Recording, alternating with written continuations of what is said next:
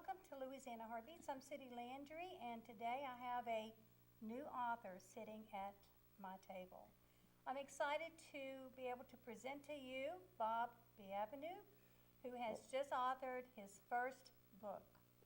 Hi, Sudi. Hey. How you doing? We finally got to this stage. It took so long. Yes. I was so glad. And I thank you for all your help. It wouldn't be out right now if it wouldn't have been for you. So Well, let me kind of tell a little bit of the story there, Okay, Bob. okay. First of all, Katie Anna, Bob is someone who deals with a health issue daily, but through all the years, he didn't let that stop him from pursuing his dreams.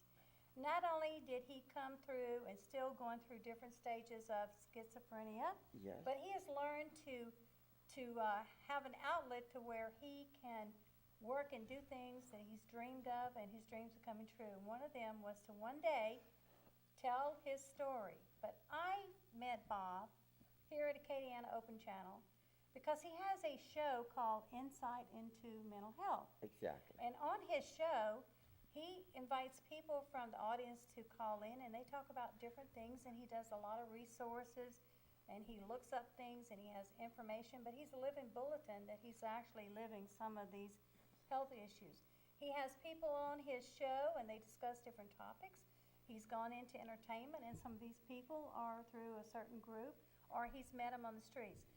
But the reason I want to share with you is that Bob, through all his trials and everything he went through, he's come out with victory, because not only has he come out with a new book, he has also broke a lot of world titles in weightlifting. Yes. And that is what got my attention, is that I kept asking questions, and as I got to know a little bit more and more about Bob, I just felt like his story would just inspire so many people. So I'm proud to say that through it all, through trials and errors, Bob went through the different steps. Some of them he would have wanted faster. I would have liked to have skipped some of them. I definitely would have liked to have skipped some But of them. he now has this book, and we want to show you the book. And it's called From Light to Darkness to Glory, and it's on display. And if you'll get a close-up, I would like for Bob to be able to talk a little bit about his book. Bob, why did you write this book? Well, I think, like you said, I think I have a really special story to tell. You know, from where I was 24. Well, let me first start off. The reason I wrote this book is because I know it'll be an inspiration to many. Because I've been through some hard times. I grew up in the 50s and 60s when life was a dream, you know. I was in an upper middle class family. My dad was a pharmacist. We had everything that we needed. That was a time when America had just beaten the Germans and the Japanese, was the most prosperous and greatest nation on the face of the earth. And life was, I hate to use the word because Christians don't like to use the word, but it was magical. It was a magical journey to grow up as a young boy in middle America. And that's how my life was. I was in the altar boys. I was in the Boy Scouts. We had a great time. And then I grew up and went to college and got drafted. And that's when the dark times came. And I had a nervous breakdown in the service. And I was diagnosed paranoid schizophrenic. Okay, let me lead you in what we're going to talk about by me asking questions. Okay. Number one, okay, you went through a period of time when, in your book, you actually talk about the different things that was going on, and we're talking the Woodstock days and the marijuana and all this other good stuff that in those days it was like a big adventure, and you survived all that. Yeah, when I got out the service, I got involved with my friends. We started growing marijuana. Of course, we were trying to infest the basin with marijuana. Back then, in my 20s, my values were to grow marijuana, make a lot of money, move to California, and have a lot of girlfriends. Now, that was my values we can back talk then. about that now because it was way back then. And way back then, they weren't trying to crack down on everybody like they are now, and it's all illegal and all this kind of stuff. Yeah. So you were just having yourself a good time. Well, right? it was illegal, but we were having a good time. We went to pop festivals. We went to a pop festival in McRae, Louisiana, and you know, they had streets called Cocaine Alley, Marijuana Avenue. If you'd go down those streets, you could buy what you wanted. I saw Stephen Stills from Crosby, Stills and Nash play. Melanie, a little girl named Melanie, play. There were 50,000 people over there. You know, it was a big time. We walked to the river, Sudi, and everybody was completely naked, nude, bathing. It was just natural back then. Like you said, it was an adventure. It was like peace and love, you know. Okay. It was like the coinage of the term "make love, not war," you know. Peace, yes. Yeah. Well, we don't want to give that all the glory. The reason I brought that up is because he come from a very rough, illegal kind of background to all of a sudden he saw the light. Yeah. And he met someone special in his life that encouraged him to get out of that style of life, right? Yes, I was out of it by that time. I was growing out of it, but I was washing dishes at Possum's restaurant. Possum Bertrand is one of my best friends, but I was washing dishes just to pay for 4 packs of cigarettes a day that I was smoking, that I had been doing for 20 years, plus drinking a case of Diet Coke, plus with the schizophrenia almost in full flare. And what I'm trying to explain about schizophrenia, it's paranoid, you're afraid. You know, you might be afraid if somebody tells you they want to talk to you. You might be so afraid that you're facing a 250-pound guy with a knife in an alley. You know, that's how much fear this illness causes, you know. And I was doing that, and I was talking to the manager, Todd, who was Possum's brother, Todd Bertrand. And Todd told me if I want to learn about God and Jesus and the Bible, to talk to Mike Fuseli. And Mike Fuseli is a councilman in St. Martinville. And I ran into Mike, and we started talking, and that was a whole new adventure. I got to meet this certain entity, this marvelous entity, who was actually the creator of mankind, Jesus Christ. And my life has, you know, I've never looked back, you know.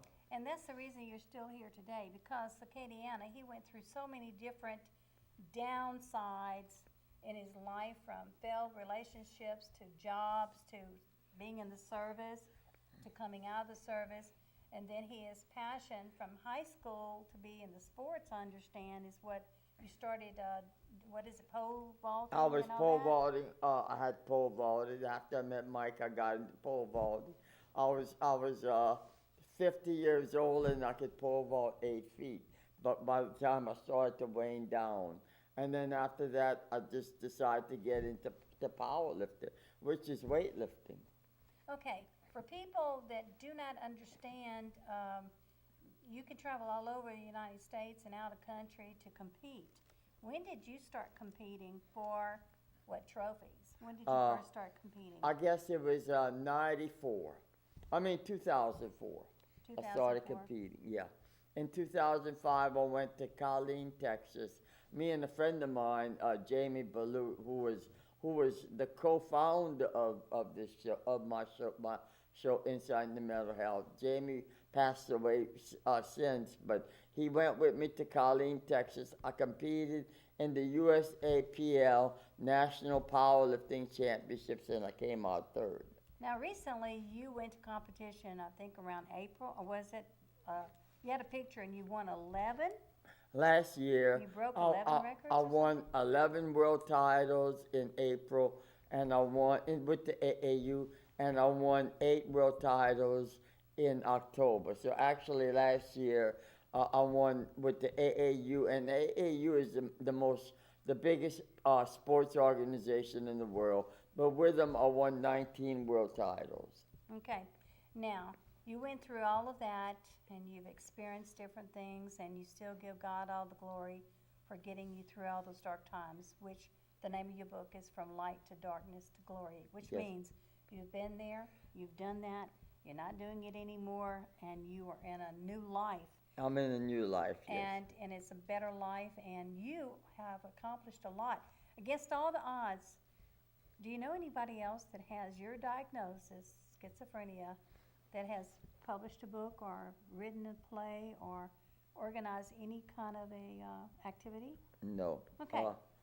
I go to a support group, and there are some authors, people that write, and they want to write their story, and I'm happy to give them any knowledge I have of my book. But as far as people with my diagnosis, there are some that are writing, but they haven't published anything like I have. Well, that's the kind of people I want to hear their story. Yeah. I want you to refer them to me if I possible. will. And like to hear what the stories are about.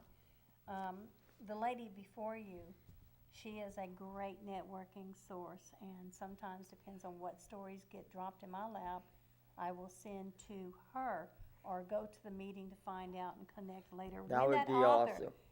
When you get to a certain stage, then you can go to the next stage. Right now, you just became a new published author. Yes. You now have books that you are going to be setting up places where you can do autograph signings. And if anybody is interested in getting in contact with you to find out where your books are going to be, they can email you at author, AUTHORBOB 48@gmail.com. And that's where they can find out where you're going to be so that if they would like to get a book from you. Yes. Now, how long did it take you to write this book? It took about 8 months. And you thought it was taking too long. I thought it took too long, yeah. No, a lot of people, it's better to do it slow and do it right. Well, But you got it done. I got it done, and you helped me out. I would have to give the greatest credit to Sally Donlin, who was the greatest Thank person you, to me. Sally, for not Sally- giving up on us. Sally didn't give up. And also I'd like to thank my co-hosts of the television show, Richard Phelps and yeah. Nellie Harrington, who also were really inspirational. Well, you to know me. what? That's what AOC does. We get connected with like-minded people. And whenever you have a group of people who believe in the same thing, they help you get to where you want to be. And I'm very fortunate and blessed to be connected to the same people you just talked about. Yes. Now, KDN Open Channel, it gives us this opportunity, and I felt like it was very important that if you came in here, then we would just have one more networking, resource tool that we could let people know, hey, guess what? Bob has published a book. Yes. And guess what? You're going to be seeing him at different locations, and if you want to know where, then you can check out his email, send him a message, and he'll let you know where to go, or where he's going to be with his books. And Now, I would like to add something. I have about 10 more pages to finish on the second book that I'm writing, and the name of the second book. And I like this book too. It's not it's different from this book because it's more of an insight into mental conditions, where this talks about it, but the second book is called Mental Illness, God, and Healing. Like with the scientific community, and the psychological community, they don't touch enough on the spiritual aspect of healing. So that's what I talk about in my book, my second book. well, let me tell you what, it's been a roller coaster, but I'm so glad that Sally didn't give it up. I'm so glad that you kept on because, at times you got frustrated. I got And frustrated. you didn't want, you jumped from this editor to that editor, people who promised to do and they didn't do. And by the time Sally came into, I was told about Sally, I called her up and said, Sally, please. Thank you. Said, Sally, you don't know me, but this is who referred me, and please, I have this story here. Would you at least look at it? And, then she contacted me. I said, oh, thank you for not giving up. She says, no. She said, this is the kind of stories I like being a part of. To get 'em out I'm there. so glad. Sally is a terrific lady. So are you, man. I met these two terrific ladies, and they have helped me so much. And also, I will be doing Sally will be doing an interview with me to put into the newspaper, into the Test newspaper, Well, that's my what you hometown newspaper in St. Martinville. Well, you see there now, that's another thing. Okay, so you're already have this book here. Let them do whatever they can do to help people know what your story's about. And I'm believing sooner or later that your book will be in doctor's offices and different places where people can find out that if you have an issue of health, doesn't mean your dreams can't come true. That's right. That's right. You know, in fact, the last person I had on the show told me about an organization, HURD, which I'm going to have to look up. And basically, it was helping your dreams come true is what it was. And I'm like, wow, I need to find out more about that. So, with that said, on your second book coming up, you've learned a lot through your first book. Have you learned anything you're not going to do? Yes, yes. Please tell me. It's going to be on film, and I'm going to hold you to it. I'm going to, Are you going to try and stay with the same people that helped you at this with time? good reading books, Sally Donlin and Mike Stagg, I'm going to go with them. And they're local. And they're local, and I'm going to self-publish with them. You know what? It's so important to me. My heart, even like Acadiana Open Channel, my heart is local. So if I can get people connected to local people, that's what my heart is all about. And I was excited whenever Sally agreed to do more editing for other people too. Yes, she's editing my second book. Right? So you've got the people. So when you have these little temper tantrums and you want it done yesterday, I'm sorry. all right, no problem. But thank you for I'm putting up with it. I appreciate I'm it. letting you know, I'm not giving up on you. Sally's not giving up on you. And when we're like your two mamas you don't want. I know. And when you get out of line, we're going to say, back up, back up. And you know? y'all do. And it was worth it because I'm so excited that your book is out. And you know what? What? If you can not go down the same path you did through different people and stick to people who knows what they're doing. Yes. It gets done faster, it gets done right, and you understand. Because for you to already be doing your second book, you've got a lot to be really proud of. Yeah, know? thank you. You know, and a lot of people around this Acadiana Open Channel, I mean, they know about you recently because we've been talking about you. So we got to talk about you. We got to network. You got to let people know that it's out there. But most important, it's not just because you wrote a book. Why did you write the book? Yeah. Who's it going to help? This book is going to help. I think this book is going to help anybody who reads it. And especially have a passion for the people that have mental illnesses, like most people with a mental illness are in the poverty level. They're alone like me. I'm most of the time by myself.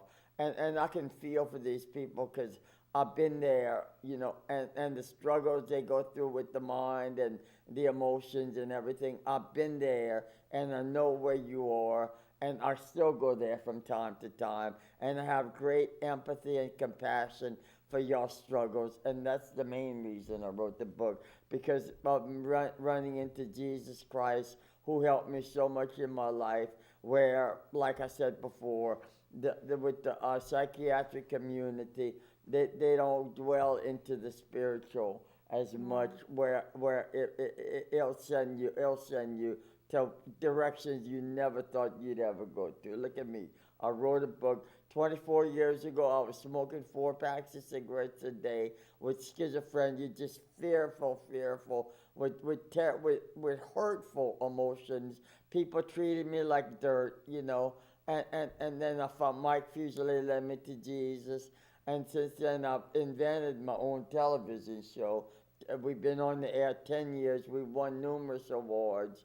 I have written my book, and I'm writing my second book, and I have become a world-class power lifter at 66 years old, where I bench press 205 pounds, squat with 248 pounds, and deadlift 336 pounds. And I have 25 world titles. I have 35 state records and 3 world records. And that's a guy that I talked about the past that smoked 4 packs of cigarettes a day.